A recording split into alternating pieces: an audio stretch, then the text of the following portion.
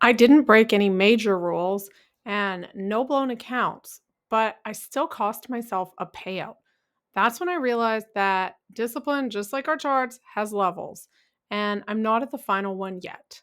In this video, I'll walk you through the three phases of trading discipline, how to know which one you're stuck in, and what it's going to take to move on to the next. First, let's check out the trades that I took today on the NASDAQ.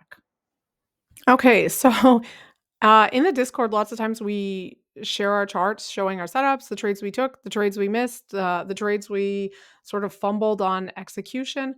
So through that, I have developed what I'm calling like my new journaling system, which is like actually marking up the chart with the setups and like the emotions and what I was thinking at the time and then afterwards. So this one, you can't see the text behind me. It starts off just saying like that was the 5 minute um, opening range break.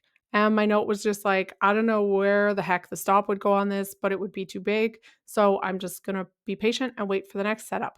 The next setup came, it circled there. That would be my A long setup.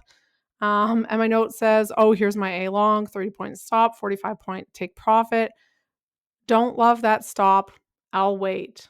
Um, the next thing, it hits the target, 45 points. And this is like not even 20 minutes into the session. So now I definitely was feeling a little bit frustrated and regretful that I didn't take that setup, that I was scared by the stop. I am worried I'm becoming a little too risk averse lately, but also it was quite volatile. So you can read what I set up there about how I was feeling about that. On to the next one. I spotted now this one's circled also. That is my going the other way. It's what I would be my A short setup.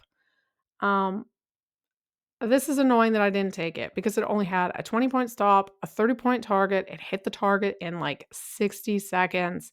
I didn't take it because I wanted price to come and test up where the 9 EMA had crossed VWAP. So I was waiting for a little bit better setup, even though this was a perfectly valid setup. I didn't take it, hit the target. On to the next. Number 5 there is how I'm feeling after I missed it. You can read that for yourself. Next, and I had said to myself, I was thinking, I'm taking the next setup. I'm not going to sit out on another setup and watch it go without me. So I took this short here. I got stopped out almost immediately by just a couple ticks. That was very frustrating. I don't know if it was a revenge trade or not because I looked at it and thought, that's kind of bullshit. I still want to be in the short here. And I got back in short. So I broke my rule. I took a second trade.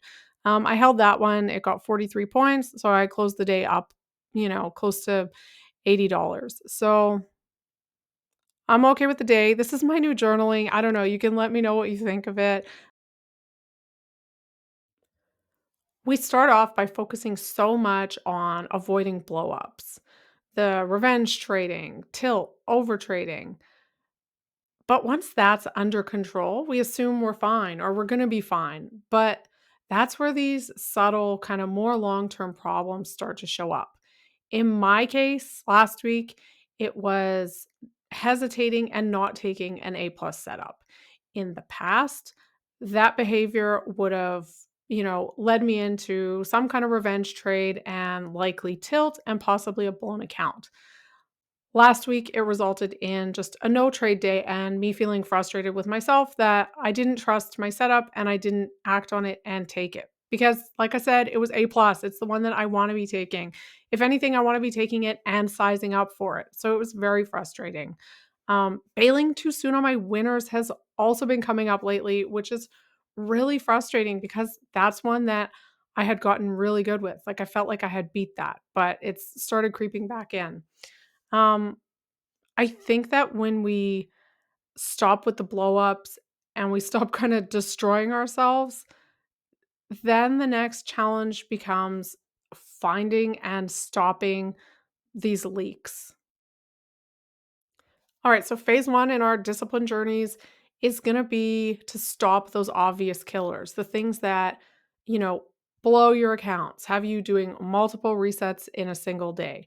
So that's going to be those impulsive trades. So that means not waiting for a valid setup, feeling FOMO, or just impatience or whatever it is, and you just jump into some random trade that's not your setup. That's impulsive trades.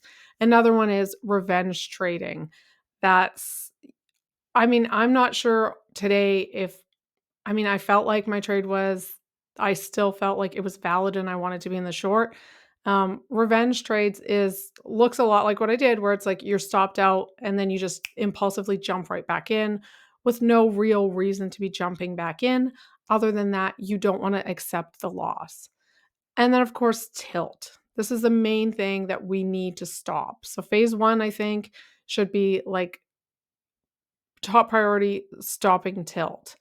Overtrading is another big one. Just even looking a year back in my own trading, I was probably taking on average 20 to 50 trades a day. Now I'm down to one, two on days like today, and on my new tilt days, it's 5 trades. Breaking daily loss limits. We need to stop breaking those limits. We have to respect them. Whether you set it in your platform to lock you out at a certain amount, or it's a mental thing where you're training yourself to shut it down for the day when you lose a certain amount of money or a certain number of trades. Adding to losers. This is another really bad one that I struggled with. I think a lot of people have struggled with adding to losers, or just like taking that sizing up way too much, just in the like that Hail Mary make or break kind of trade. No stop loss or moving stops. This is definitely a phase one thing that will kill your accounts. You need stops and you need to respect them. Um, these are the things that will take you out on day one. If you're still fighting, you need to fix these things before anything else. So, to fix these things, the first step is figuring out what leads to them and what rules you can put in place to stop them. And just like everything else, go through it one at a time. If impulsive trades, not taking valid setups is a problem, start there.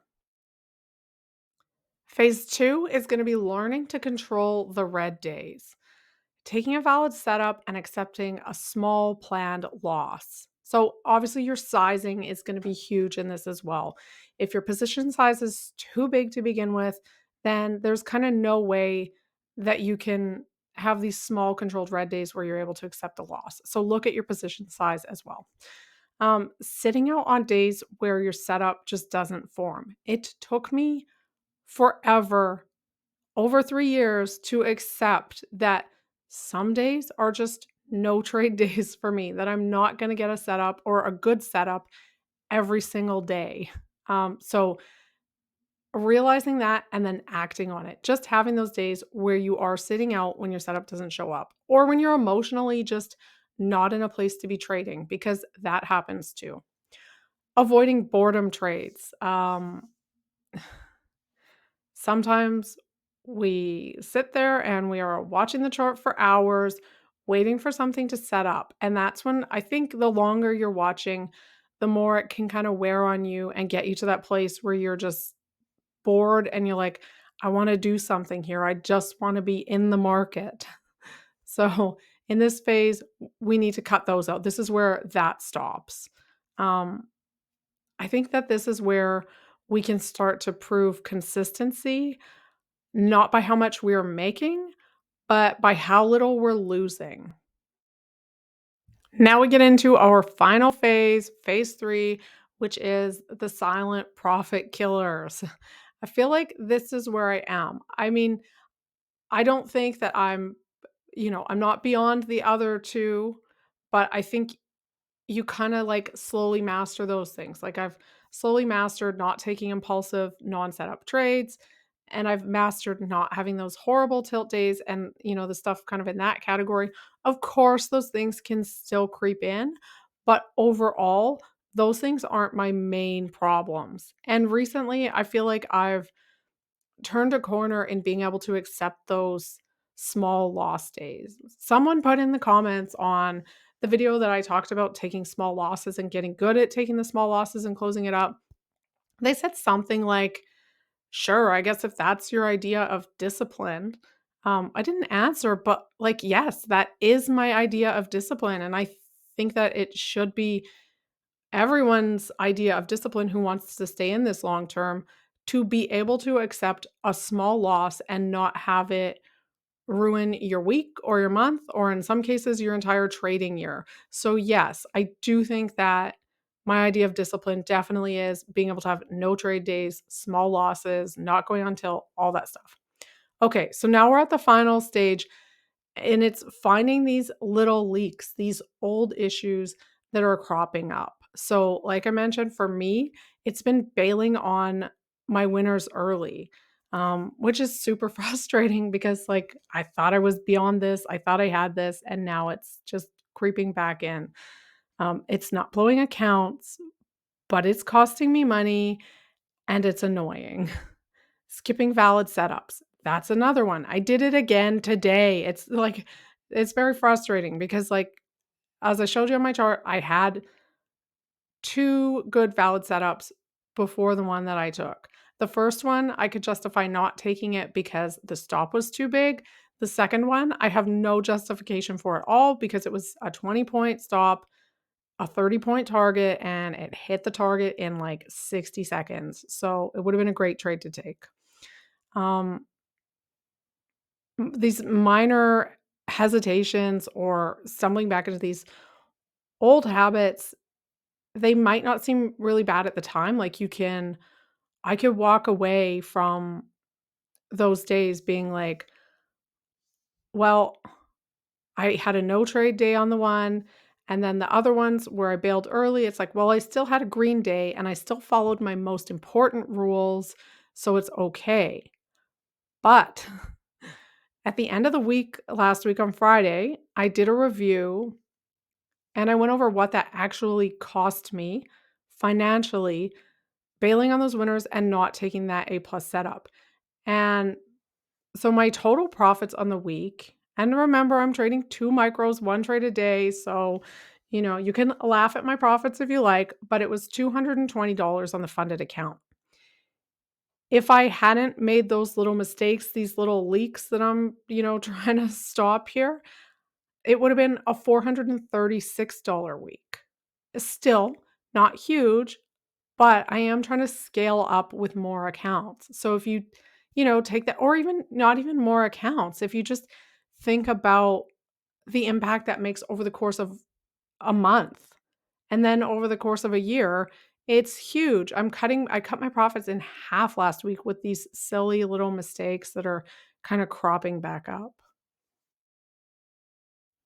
So I know sometimes we feel, well, definitely I feel this way, like we're following our rules and we're taking good setups, we're being patient, we're not letting our losers run and not going on tilt, but the P&L just does not match up to our back testing. It's not where it should be. If you can't trust yourself when you're right, if you keep cutting your winner short or skipping clean setups, you'll never be able to scale. And that's where I feel like I'm at now, where I'm like, I can't scale if I keep making these stupid little mistakes. The goal isn't for me to trade more, it's not to take more trades in a day. It's to stop these little mistakes that are holding me back because $400 a week on 2 micros, on one account, I can easily scale that up. $200 a week seems a little bit more difficult to scale up. And then it's also, I think, the toll that it takes on you, like the mental emotional capital of, breaking these little rules. I think that it chips away at your confidence and it just chips away at that. And then it messes up your stats.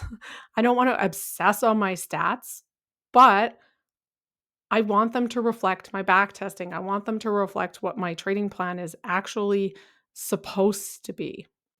If you like the video, leave me a like, comment, subscribe. Let me know, what issues do you have, or what stage do you think you're in your discipline, and what issue do you think is kind of holding you back or causing you the most problems right now in your trading? Do you have anything like me where it's like these one or two sort of specific things that you can actually look at and be like, "Oh, it cost me that much money last week doing this thing." I don't know. Let me know. And I'm sorry about my voice today. I'm sick. I had no voice over the weekend, so this is a big improvement, but hopefully soon I'll be back to sounding normal. All right. I hope you all had a great trading day, and I will see you back here tomorrow.